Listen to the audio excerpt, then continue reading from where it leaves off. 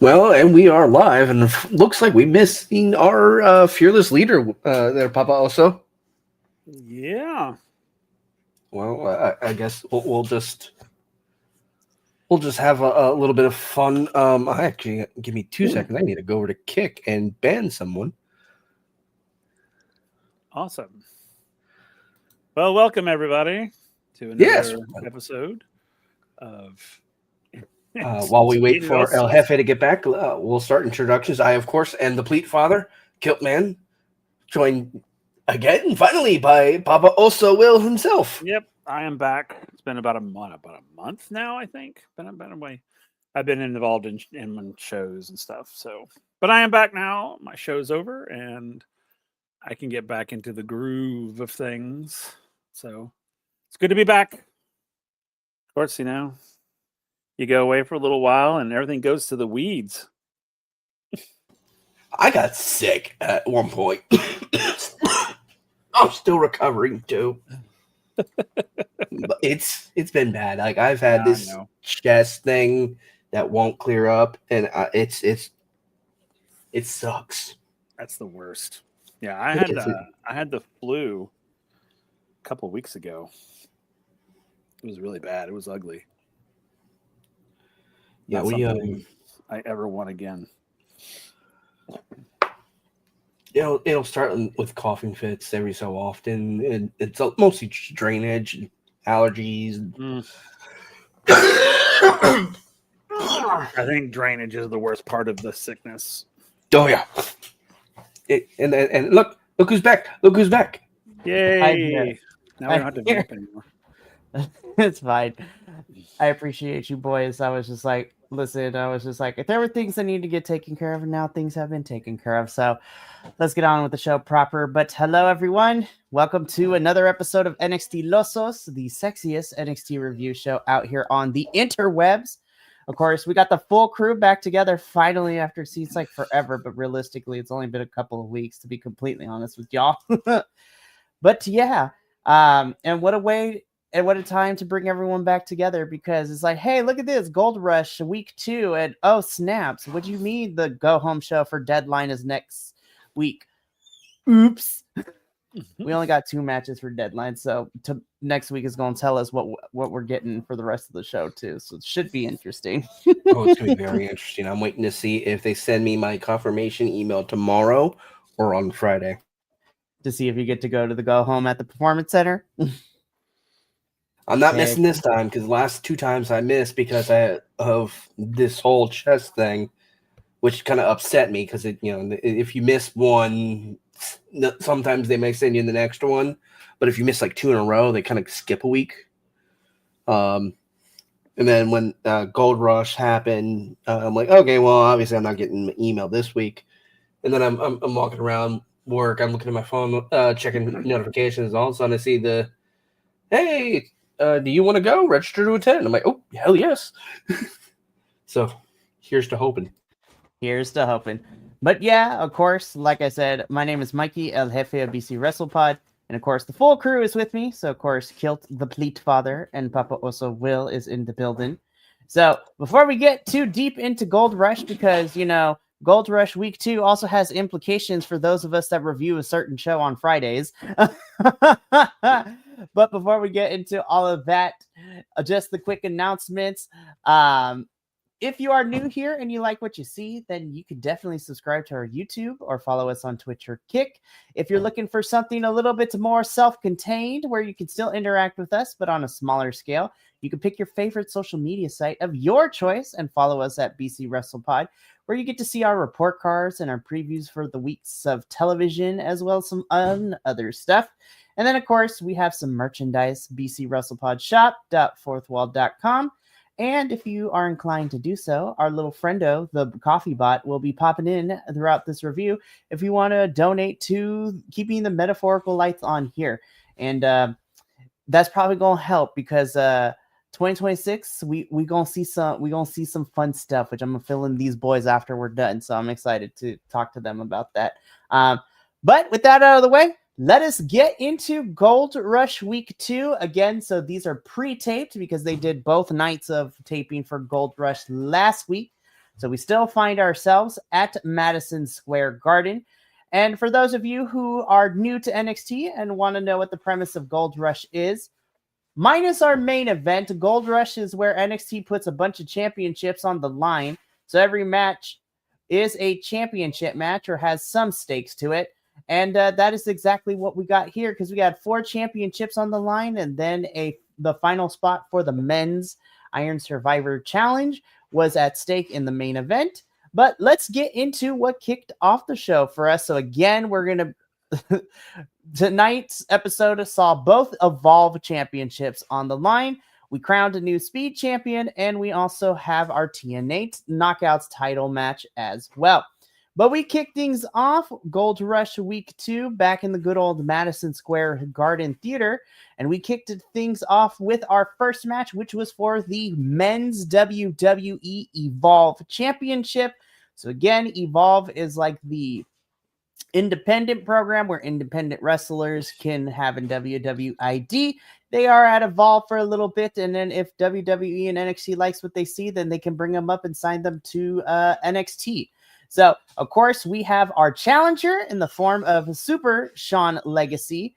This is not the first time we have seen him on NXT television, as we've seen him a couple times before, but making his official in-ring as champion debut for NXT television is the men's Evolve champion, Jackson Drake, who, of course, was accompanied by his members of his faction of the Vanity Project, and so he was accompanied by Swipe Right.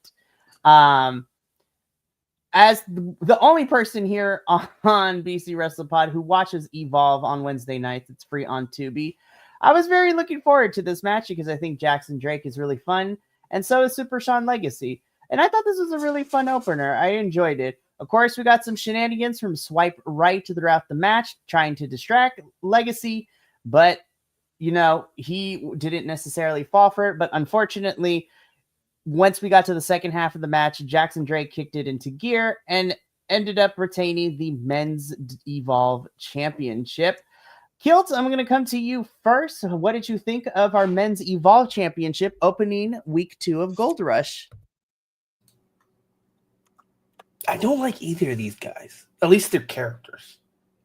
I don't like them. They're cringy. They make me feel weird. It's like that typical. I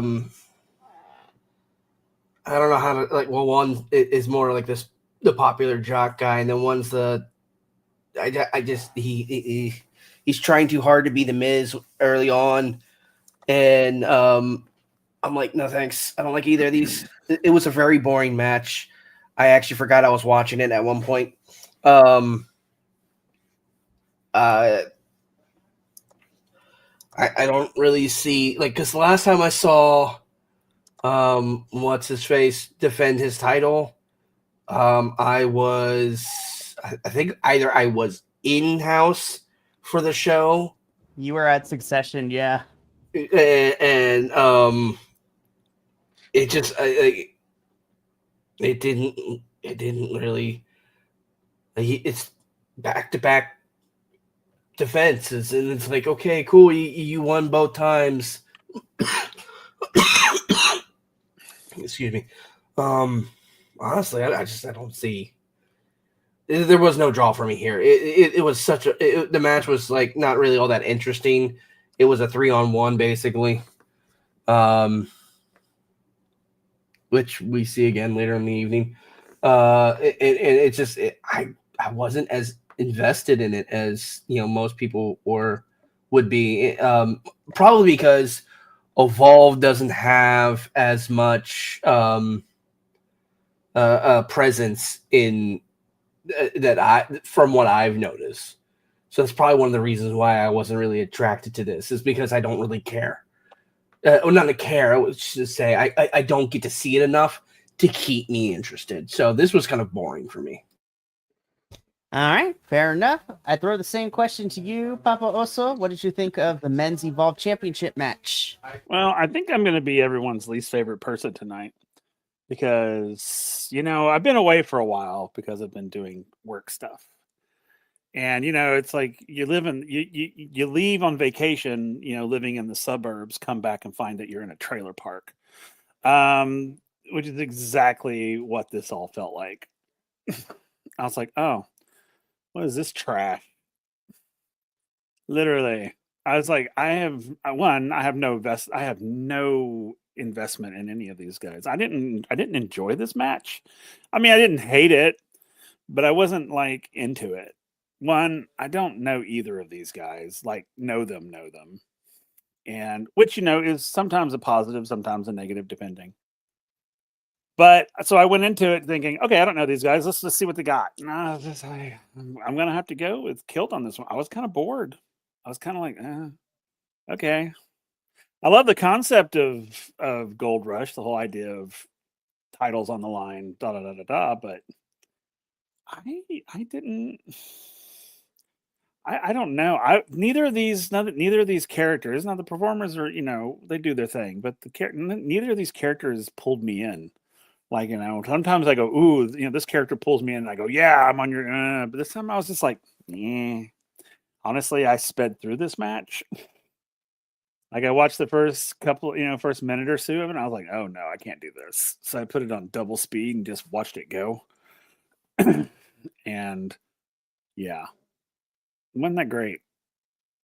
So I think I'm going to say this because now that both weeks of Gold Rush are behind us, I feel that they unevenly stacked each week's like championship matches, because by the end of this, there's one match I really, really enjoyed on this night, but I feel that it was uneven compared to all the matches we got last week. Because last week we had the AAA mixed tag titles, we had the NXT tag titles, we had our NXT Women's Championship, and that was a lot of fun. And and then we had the NXT North American Championship. So I will say that week 1 was better, but because I feel like they were uneven. When we were told last week we were getting both Evolve championships, I'm like, you should have spread it out. You should have had one on week 1 and then the second one on this one to spread it out. But I digress. Again, I watch Evolve on a weekly basis, so I am more familiar with everyone. However, I will agree that Evolve again is like rough around the edges because these are people from the independents looking to possibly get into NXT and the main roster. The in-ring's fun, but I agree character work is not there yet. And I'm just like, this is very generic, like cookie cutter, create a wrestler 5 in a wrestling video game. But again, I like Jackson Drake. I am familiar with his work on the independents. I like the in-ring ability of Super Sean Legacy. I just don't like his character because it's very, how do I put this nicely? It's very white jock in high school, like Kilt you said. And I was just like, we have too many of those already. I was like, we can't be doing this. There is one wrestler though in Evolve I love with all my little heart. His name's Aaron Rourke. If y'all look him up, he is fantastic. He is great. But yeah, Jackson Drake retains the men's Evolve championships, and we move on into the show because Soul is going through it. She's been going through it for the last couple of weeks. Soul is tired. She's over everything. So Soul is sitting backstage, and out comes our favorite Canadian to hate, all ego Ethan Page, who talks about Sol Ruca, who is, questioning and also contemplating whether she should be out on ringside with Zarya to be there for her match for the Speed title. Again, Zarya threw in the towel for Sol Ruca last week as Sol was trying to get the NXT Women's North American Championship back from Blake Monroe. Zarya threw in the towel, and Sol is still mad at her from last week, and it shows right here. So Ethan tells Sol that she needs to be selfish and she has to look out for herself. In comes Miles Bourne, who tells Sol not to listen to it, and then Ethan and Miles have a little bit of a back and forth. So I'm like, I smell a feud possibly, and we'll get to that when we get to our men's Iron Survivor Challenge. But yeah, so Sol's angry. Miles and Ethan are kind of, at odds a little bit. And yeah, But again, Sol Ruka's been going through it, you guys. She's been going through it. She lost both of her championships. Her and Zarya on the rocks. Like, she's going through it. I just want to hold them both and be like, it's okay. It's going to be okay. We still love you. We love you a lot. It's okay. We do. We love you, Sol Ruka and Zarya. Zaruka, like, stay strong. We love you. That breakup's coming, though, but I was just like, not right now.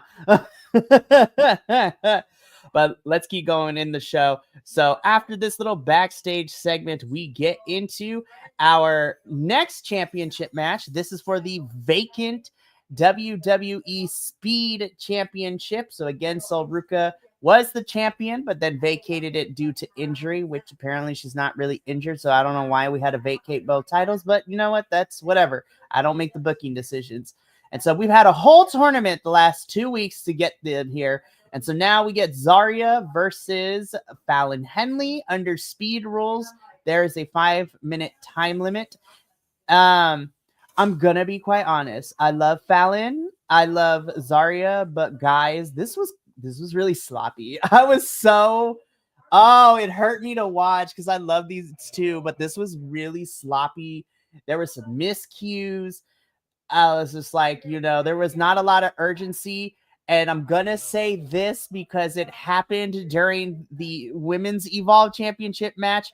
We need to establish some rules. Either people are not allowed at ringside or they are, because like we are playing hard and fast with the numbers game. And I get, Fatal Influence is supposed to be that way because they're heels, but I'm kind of sick and tired of them always running interference in a bunch of these matches. It's getting kind of old, and it's not just them. NXT over the last couple of weeks has been doing this with these multi-faction groups. Everyone's running interference. I'm like, why are we doing this? So we get to the time limit draw. We don't have a champion. Then Ava comes out, says there has to be a champion. So then this turns into a regular match where it's sudden death, pinfall or submission wins. We go for like a minute, and your new champion, your new WWE Speed champion, is Miss Fallon Henley. I'm going to go in reverse order. Papa Oso, I'm going to start with you. How do we feel about this Speed Championship match?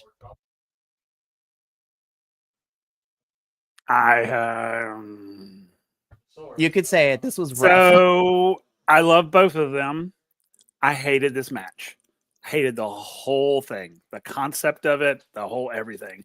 It felt like it was so poorly planned that, why put a time limit if you're not going to do it in the time limit? That bugged the crap out of me. It's like, what?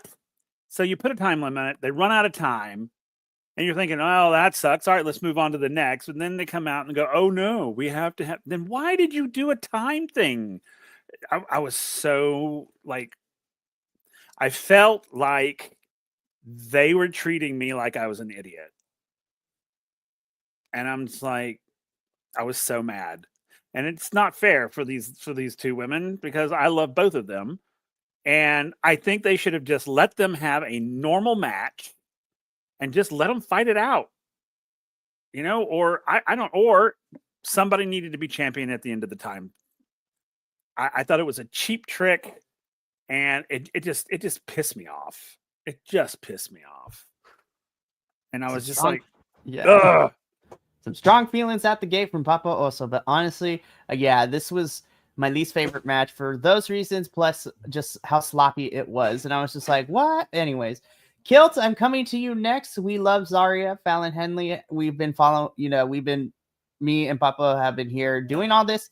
How did you feel about the Speed Championship match? Firstly, Zarya should have won because holy crap. Secondly, I agree. It should not have been given extended time. If you're going to give it extended time in a time limit match, don't give it a fucking time limit. That's stupid. I understand they were doing a double taping. I understand they probably had to. There may have been situation backhand that they had to waste time or whatever. But no, you should have fucking stuck to time. You should have figured out how to get that 5-minute win, and then just ended it there. Or pushed it to Deadline. I mean, come on. I was gonna say, I was like, oh, okay, so we're gonna get a rematch at Deadline. That's cool. Get Zarya and Fallon on another pay-per-view. And then when Ava came out, it's like, now it's sudden death. I'm like, then what's the point of having the speed rules if we're not going to crown champion? It made it feel cheap. It made it feel really, really cheap. Really just useless. And then freaking what's her face pulling Phelan out of the way so that Zarya pretty much takes the gainer straight into the stairs. I'm like, that should have been a DQ right there for interference. And then boom, done. But it's how it works. Stupid. I hated it. We're gonna revisit that because later in the show, Ava tells Fallon and JC that they have to stay away from ringside during Laney's match against Kendall for the Evolve Women's Championship. And then there was no repercussions because they ended up getting in. They got involved in that match, and that we're gonna get there when we get to that match. Yes, Papa. I have a question. Oh, I know I have been out for a while. Why in the absolute hell do they keep giving JC Jane titles? Oh, okay. So like, me and Kilt went in last week, or I went in last week. One of us did. It's been a blur, but we were very frustrated that the fact that we were all so excited when Tatum won the title at Halloween Havoc, and then for her to only get a 3-week run to have JC be champion again, I was like, why did you do that to Tatum? She deserves better. It was stupid. It's stupid. It's stupid. How dare you do that to Tatum Tot? How dare you not give me any closure on what happened last week? How dare you? How dare you? How dare you? Fuck you. It's stupid. There's no reason for her to have that title again after 3 weeks. Unless there's something else going on with Tatum Paxley that we don't know about yet. But I'm going to be so for real. Like, I mean, Kilt, you and I have been saying it, Papa. We've been saying it for all this year. JC, I feel like, is ready to go up to the main roster. Like, JC, I feel like, has accomplished a lot here, and I feel like she's ready to head to main roster. But the fact that they gave her this championship, I was just like, why? For what? And we're going to talk about another person who I think should be heading up to main roster soon, too. There are 3 people here that appeared on here tonight that I think should be headed to main roster. 2 of them for sure. One of them, I was like, I would like to see them get a championship run, but that's not always the case because I look at Julia and Stephanie that they don't need to be here for long in order to do that because they're already great. JC needs to go up to main. Trick definitely needs to go up to main. Even though he wasn't on the show, I add this as a 4th. Obafemi, I think after Deadline is ready to go up to main. And then I want her to get a championship run, but if Stephanie and Julia prove to us they don't need to really have a long title run, I think Jordan should be ready to head up to main roster too. But I like Jordan in NXT though. But yeah, to kind of wrap this all up, this match was sloppy. It kind of devalues the Speed Championship. I know it's gimmicky, but even still, there should have been a winner in that 5-minute time limit. We're still mad that Tatum lost the championship back to JC. We're going to talk about Izzy a little bit later in the show because she talks really quickly. And so we're getting answers next week. But I was just like, why? For what? I was like, what's happening? And this is what makes me mad. I was like, Izzy did not need to do that because Tatum was actually about to win this match last week too, is what makes me mad. Like, she was about to win and then they pulled that stunt. I was like, why? I will never be over it, and I'll probably be even more mad next week. But yes, JC did not need another championship reign. Fallon has his championship, so I'm just like, there is no way in hell they are about to let Lainey Reed beat Kendall for this title, because if they do, I'm just like, NXT, we have to talk. I have some questions. So let's move on, because I was just like, I love these girls, but this match was not great.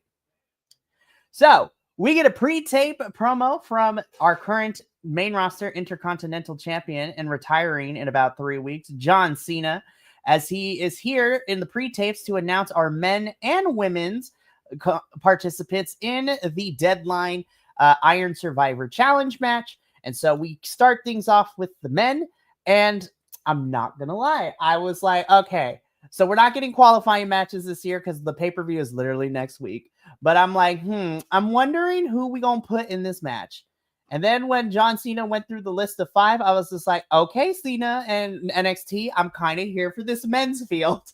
So, of course, for sure, we have, representing Dark State, we have Dion Lennox. So I was just like, let's go Dion. I was just like, and we're getting Javon, and we're getting Leon Slater. So I was just like, yes, Black, let's go. And then Joe Hendry's in this match. I was like, makes sense. New signee to NXT, all that good stuff. And then Cena said that the winner of Trick and Miles the winner of that match in the main event would be the 5th and final spot for Deadline. And I'm just like, y'all, we are about to see bodies fly. And that is what I'm excited for in this match, specifically from Javon and Leon Slater. I was like, now looking at this field though, and knowing the outcome of the main event, I'm going to be honest, because the winner of the Iron Survivor gets a championship match at New Year's Evil in January. I'm going to be completely honest, you guys. I'm going to call my shot right now. I think Joe Hendry wins and goes to New Year's Evil for a shot at the title, because I don't think Javon and Leon are going to win, because I think they're going to still have them feud with Dark State for those tag titles. It seems that Miles might end up feuding with Ethan. So of everyone that is left, Dion is not going to go for that title. So I'm calling my shot. I think Joe Hendry wins the men's Iron Survivor. So, though I would love to see Javon. That is my second. You know what? I'm going to double down with you, because John literally did the Joe Hendry pose. He did the pose. And I'm like, he gave Leon and he gave Javon such big props at the beginning of the video, because they have done a lot for their age, and he's excited for them and how they're going to come. But he made jokes about Joe Hendry and how he was a self-made blah blah blah, and it's like, yeah, you look at him, you say his name and he appears. It's ingrained in our brain rot.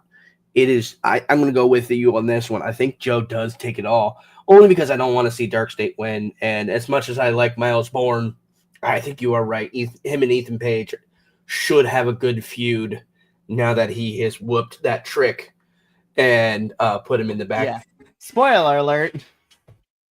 And I'm going to triple dog down with you guys, because I'm a Joe Hendry fan. So. Oh, and can I also say that I'm loving the Joe Hendry and Thea Hale team up? Yes. That's what we said the last couple of weeks. We love this. Holy team crap. up. And the match that Joe and Thea had against Chelsea and Ethan for the AAA mixed titles last week was so much fun. Mm-hmm. I literally was gushing at how cute she was acting and how much fun it looked like she was having just being part of that meme. The two of them need to be together. Oh, I love it. I'm like, she's like my second NXT crush now, after Tatum, because holy crap. They need to be a mixed team, a tag team. Right. Yes. If we're bringing the AAA mixed tag titles to, main roster and NXT, I need a triple threat with Chelsea and Ethan defending those titles once again against Joe and Thea, but I also need them to have the team of Lola and Mr. Iguana, because Ethan and Chelsea are fighting Mr. Iguana and Lola down in Mexico all the time. So I was like, make this a triple threat, put it on NXT. Let's do it. We got Mr. Iguana and La Parca at Halloween Havoc. So let's bring more AAA stars over, because I'm here for all of that. But yeah, I was like, you know what? I'm excited for this men's match, because I remember last year, you and me, Papa, were not necessarily the biggest fans of the men's match last year, because I was just like, we all know who's going to win. And I kind of feel that way with the women's, but at least the women's was also really good too, which we're going to get into a little bit later in the show. But yeah, so Joe Hendry, Javon Evans, Dion Lennox, Leon Slater, and of course, spoiler alert, Miles Bourne. The 5 of them will be competing for a championship match at New Year's Evil on the men's side. But we keep going on in the show, and we be moving on. Izzy cuts the short promo saying she will explain her actions on why she turned on Tatum next week. I'm just like, Izzy, you got some splaining to do, girl. You got some splaining. I hate them. I hate that whole faction. I absolutely hate them. I do too. And that's why I know it's working. Especially after what they did. I'm mad because I was like, you had a feel-good moment at Halloween Havoc, and then as fans, like, you make me hate Izzy. Now, me and Kilt talked about this. We understand that the purpose is to get that heat on Izzy to make her hateable and to make the Colleen the hateable. Totally worked. I'm mad at all of them. I just don't like that we had to, at the expense of Tatum, finally getting the championship run. So what I'm hoping is, if anything, because I don't know what's going to happen. I don't know if we're going to match at Deadline. I don't know if they're going to fight at New Year's Evil. But somewhere along the way in this feud between Tatum and Izzy, I need Miss Lyra Valkyria to come in and to whoop some ass too. Because I was like, Lyra has had Tatum's back since day one. So I'm like, I need Lyra to come in and beat some sense into the calling because she can fight everybody and I'd be here for it. But yeah, Izzy addresses her actions next week on NXT. This was a little bit sloppy, but I'm going to be completely honest. This was my favorite match of the entire night. Not going to lie. So this was the triple threat for the TNA Knockouts World Championship. So this is our champion, NXT star Kalani Jordan, defending the title against both Jordan Grace and TNA star Liang Li. This match ruled. First of all, I am never going to not get tired of watching Liang Li's entrance. I was like, yes, martial arts, get it, girl. And the way I'm like, you are literally a Mortal Kombat character. I love you. So first of all, entrances were great. Second of all, I was watching Kalani. I'm like, ooh, girl, we doing different moves I haven't seen you do. Get it? Jordan Grace being muscle mommy, throwing everybody around. But my favorite part of this whole entire match is I was just like, I love it when we get to see Liang Li actually get time, first of all, because this was given time, which I appreciate. But I love watching Liang Li just like use her martial arts skills in a wrestling match. And I was just like, she kicked the back of Kalani's head at one point, and she kicked Jordan in the back. I was like, those strikes hurt. But this is a good example of what I need other promotions and main roster on WWE needs to do. When you have a triple threat match, you need to make sure that everybody participating in the triple threat match uses the movement and the moves from their opponents and cohesively work off of them instead of like, oh, we have one person who's going to be outside and wait on the floor for like 10 minutes and then come in and do their spots. No, this felt like a true triple threat where people were interrupting moves. They were breaking up pinfall attempts. Like there was a sense of urgency, and that's what triple threat matches need to feel like, where Kalani doesn't need to get pinned to lose his championship. God, this match ruled.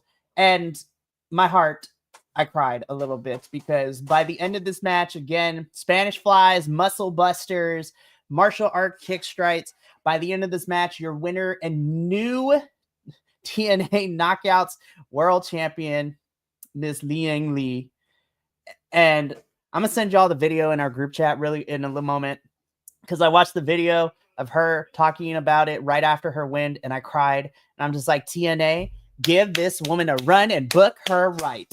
I was just like, give her a run, TNA. Don't do this to me. That's actually how I found out she won this, was because I was going through TikTok and I happened to see her in that interview first. And I wasn't sure what the heck was going on. I just saw that she was, really heartfelt and, she was happy that she won this title. I'm like, oh, cool. She won a title. Like, I didn't know if this was like for AEW or some indie show or whatever until I got to this match during the show. I'm like, oh my God, I know what happens.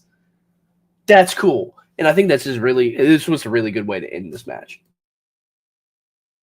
This match ruled, but Papa, so I'm going to come to you first. Of course, we cover TNA on Fridays, so obviously we're excited to see this championship come back to TNA. But what did you think of the triple threat as a whole? Overall, I liked it the best. It was probably my favorite match of the night, of course. I thought, I agree with everything that you said. I like the fact that it was spread evenly. It wasn't like you do your thing, then the next person does their. I mean, it was all on top. And you saw there was like one moment where 6 or 7 like pins and knocking each of them, jumping in and knocking each other off. And this, I mean, it was just, they were everywhere and it was great. This was a fantastic match. And again, it had its moments, its sloppy moments, but that's okay. But none of the sloppiness took me out of it. So I was just like, okay, that was a miss, or oh, that was a near miss, or oh, whatever. But oh my God, get her, girl! It was that sort of thing. So, and I figured before it even happened, I figured that we were going to have a new champion. Because I thought Lian Lee, for some reason, I was just like, girl's going to get it, and which is fine because I like all 3 of these women, and I think it's the right choice to go from Kalani to Lian Lee. I think that was a good choice, honestly. And I think that, and again, but of course, I hope that they treat her like a champion. They give her an actual run. Yeah, and not just, champion in name only. Yeah, make her transitional. Yeah, and which will just drive me nuts because she's too good for that. I mean, she could be a damn good champion if they book her right. Exactly. And like in the video that I sent into our little group chat too, Lian Lee mentions that she's been doing this for 9 years and she is finally holding a women's like world title. And she's like, and TNA is like making an effort to also say that this is the first in TNA's history as a company. This is the first ever Chinese born women's champion in TNA. So I'm just like, oh, okay. I was like, that's why I was like, you say that, please book her right, because I'm looking at Mike Santana. I'm like, you did the same thing. And then 30 days later, he lost his championship. I was like, I'm still not over it, and I probably will never get over it. But you know what? Victory for Mike is going to be sweet because I can't wait for him to beat Frankie Kazarian's ass when we get later, which is probably either going to be a Genesis or something. But Kilt, I want to come to you too, because again, you talked a little bit about finding out about this, but what do you have any additional thoughts about the triple threat as a whole? Hey, Pleat Father, you are on the microphone. My bad, I got sent something and I was distracted. I can't help it. So anyways, what do you think the Emperor of Mankind has bequeathed unto me a story about one of the Space Wolves, and I got distracted very hard. Actually, I think I said everything I wanted to say about this match. Because this was really good. It was a really great match. I enjoyed it. And it was, I absolutely love Jordynne Grace. She's amazing. I've seen some of the TikToks that she does with her husband and how he reacts to her. And I'm like, yep, that's exactly how you're supposed to react. And she's just only a little cute and just adorable. And, but I love everything that went on in this. There was a lot going on, and I'm absolutely happy with the outcome of this because I think I don't think it could have gone any better. Very true. I appreciate your input. So, like I said, this match does also have implication for me and you, Will, as we watch and cover TNA, because Lian Lee is now your new TNA Knockouts champion. This does only change a little bit because come next week at Final Resolution, Lian Lee will be defending, because originally it was Kalani Jordan in this place, but now that we have a new Knockouts champion, Lian Lee is in this position, and she is either going to be facing Dani Luna or her tag team partner, Zaya Brookside. That match will determine the final opponent, and we're getting that next Thursday. I was just like, I'm happy either way, because Lian Lee versus Dani or Lian Lee versus Zaya.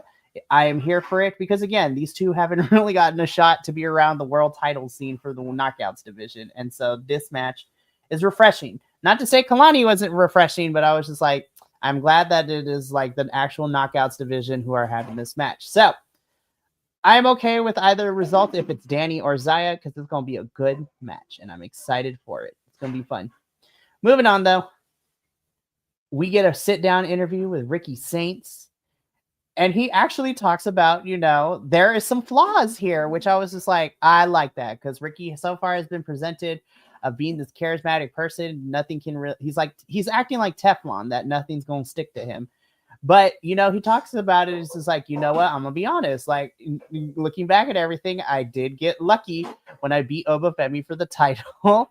And so I'm going to have to dig deep, and I'm actually going to need to pull it out if I'm going to walk out as champion again. So basically this is a if lightning don't strike twice promo, but I'm going to do it. So I'm like, all right, Ricky, I see you. I appreciate a little bit of the depth. But I'm going to be completely honest, again, because Oba family has only been on our screens since last week. I'm just like, y'all kind of waited to the last minute to get this deadline build going. So, of course, we have the Iron Survivor matches, and we're getting Ricky and Oba part 2 for the NXT Championship. And like I said, I think this is where Oba should lose and go to main roster. I was like, I think he's ready to go to main. Gentlemen, any thoughts about this sit-down interview that we got from Ricky? You know, here it comes. I'm getting tired of seeing interviews with this man. I That feel is like fair. every episode we see an interview with him. I was like, let him talk in the ring, because I like it when Yeah. Ricky gets on the mic.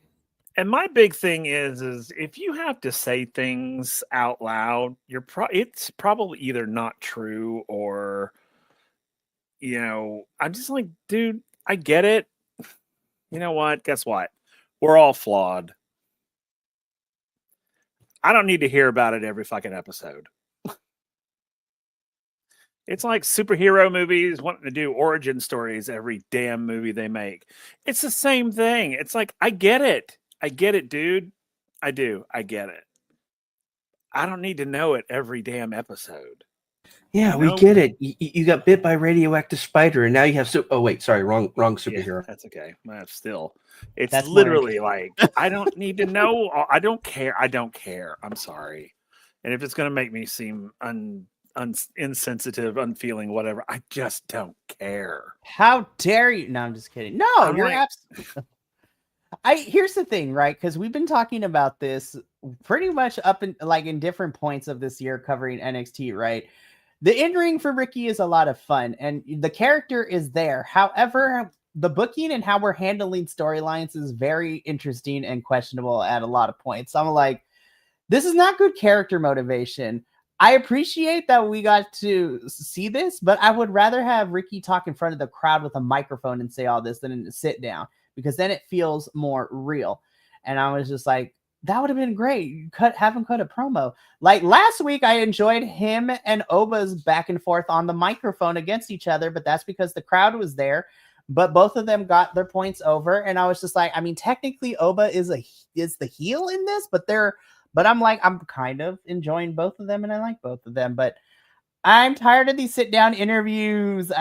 No more interviews for Ricky for a little bit. It seems like every single time I was just like, I want to see him wrestle more. And I think that's the problem. I'm not saying that the championship needs to be on the line, but like, have him be a fighting champion. Like, that's exactly correct.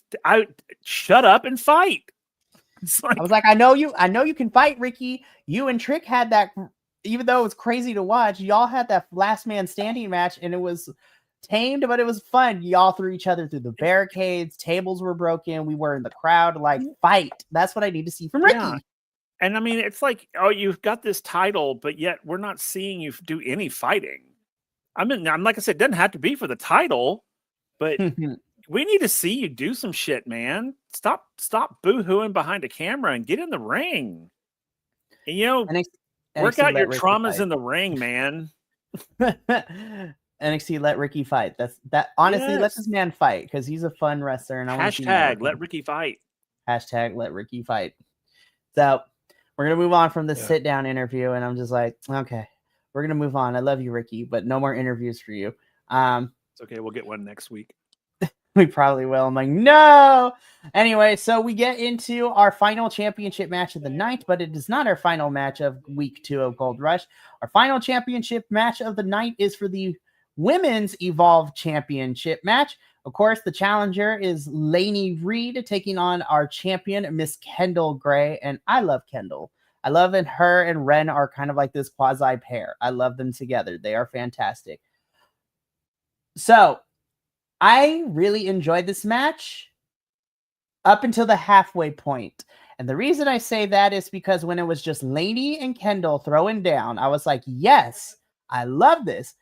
Kendall is very unique in her offense, and she's definitely great. Again, Lainey is also good in her own right. And I was enjoying the match. And then once Fatal Influence stuck their nose in this match is where I completely shut it off, because then it became Interference City, because JC and Fallon were doing everything they can to help Lainey. Ren comes in for the save to get the ref to try to kick the girls out. And, Ren gets knocked off the apron. I'm thinking she's about to fall into this table. And who should make a return from Japan but Papa Oso's favorite person on the planet, Charlie Dempsey, makes the save.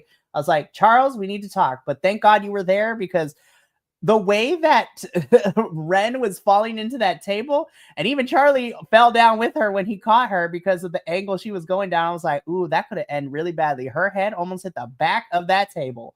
The back of her head almost stabbed into that table. And you saw, even though Cameron didn't catch all of it, Charlie was literally diving into the right spot to get her. I was like, ooh, that was scary. Ultimately, Kendall Gray would end up hitting. They kept changing the finisher, so I'm going to call it the Gray Matter for the win. So, and she is still your Women's Evolve Championship. So I have said my piece. I enjoyed it up until the halfway point in which we got the Fatal Influence sticking their nose into it, and then it just became Interference City. Kiltz, I'm going to come to you first with this match. How did you feel about our Women's Evolve Championship match? I got bored about a quarter of the way through. I was trying to skip graciously, just get to the highlights, and I actually fully skipped all of the interference. It ended up right at the end where basically all I'm seeing is the match is already over, and I'm like, okay, cool, great. I missed something here, didn't I? I'm not gonna go back. I don't know if I have the time. So I didn't really care. I didn't know Charlie came back. That's literally, I didn't know there was interference in the match. I didn't know anything. I literally got so bored of this match. I was trying to skip so I could see some highlights and just get, kind of general feel, and then figure out who won. And then it's just like, I skipped too far and I got to the end and I'm like, okay, next match, please. And, I'm not, no, I'm just, it's weak. It was a weak match. All right, very fair. Papa, also same question to you. How did we feel about the Women's Evolve Championship? I mean, it started out okay, but I will tell you, the minute then, but it was just, funny thing. This is the funny thing about it. I was watching it. When I was watching it, I was like, okay, we're gonna get like a minute, 2 minutes, maybe 3, and then JC Jane's gonna step in and do something stupid. Oh, look, there it happened. And I was just like, okay, I'm done. I was just like, and I didn't even see Charlie come in either, because I just skipped past. I was like, well, I know who's gonna win, and I'm so tired of Fatal Influence's shenanigans. Yeah, because now it doesn't make. See, now it feels forced. Originally it felt natural. Like, okay, they're heels. Yeah, they're supposed to interfere. But now it's every single time. And it feels so forced. And that's why I was like, why are we giving these women in this faction? If they were individuals, it'd probably be different. But as a faction, why are we giving them titles? Stop it. Break them up. That's what I was saying. And make them individuals, because I'm so done with it.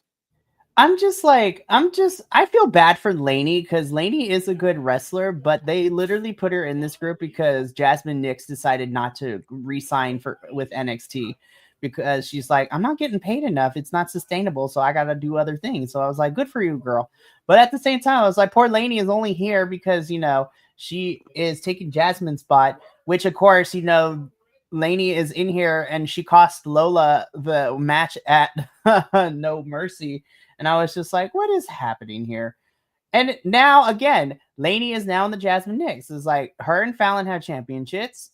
Lainey couldn't get it done, and she's not the Evolve Women's Championship. So what? We gonna treat Lainey badly? Like, again, we are literally doing the same thing we did with Jasmine when she was here in this group.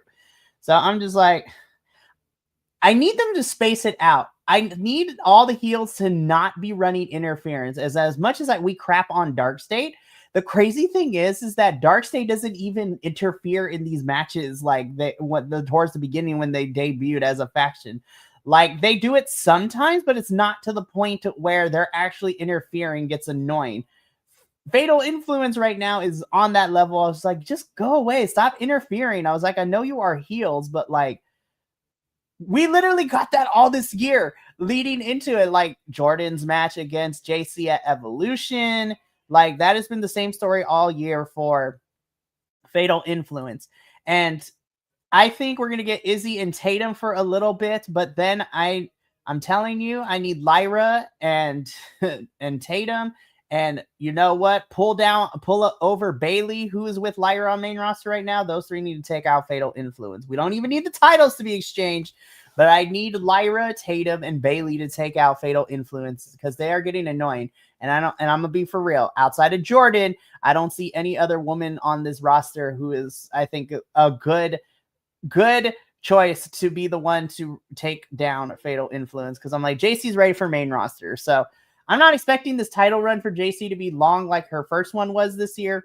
But yeah, I'm tired of the interference. I'm happy to see Kendall retain it because I think she is fantastic and she's unique in her offense.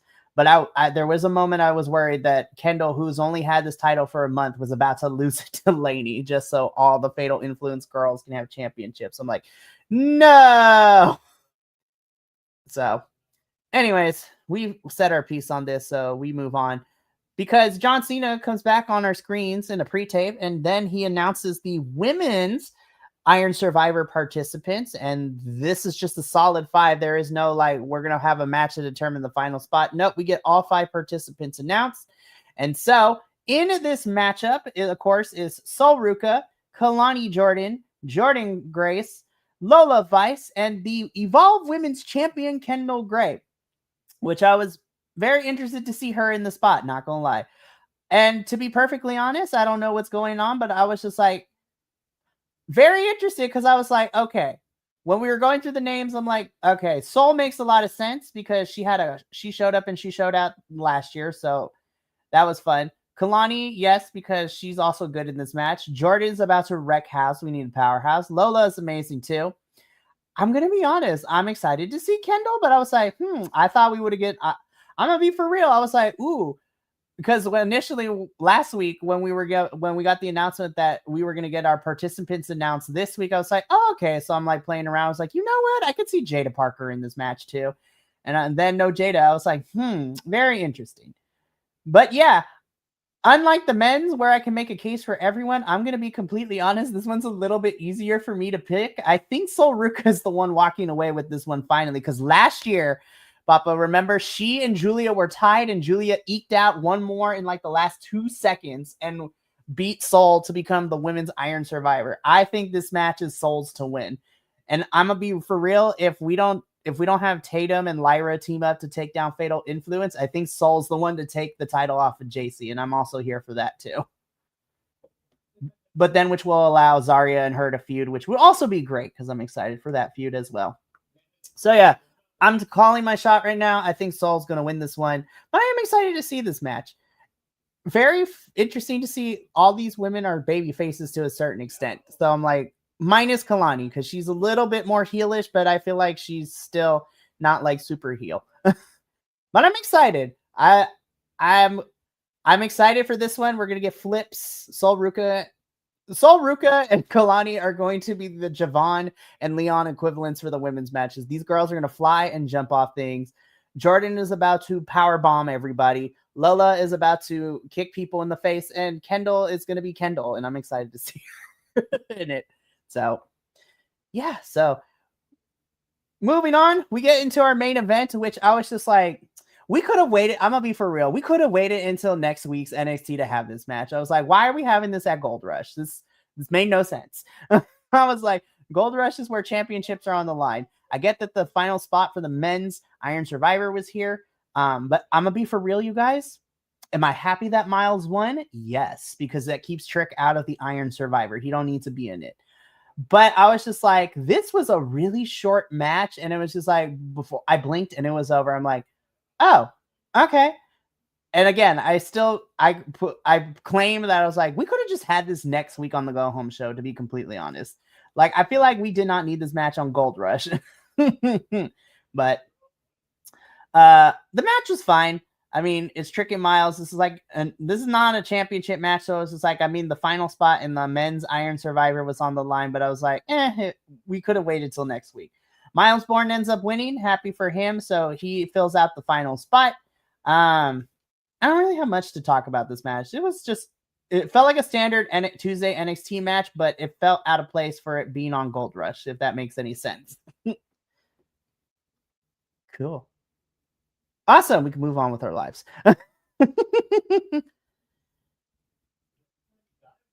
Kilt looks so enthused about this match. I mean, yeah, I liked it. I enjoyed it. It could have started the night out. It would have been. It really could have. It really could have.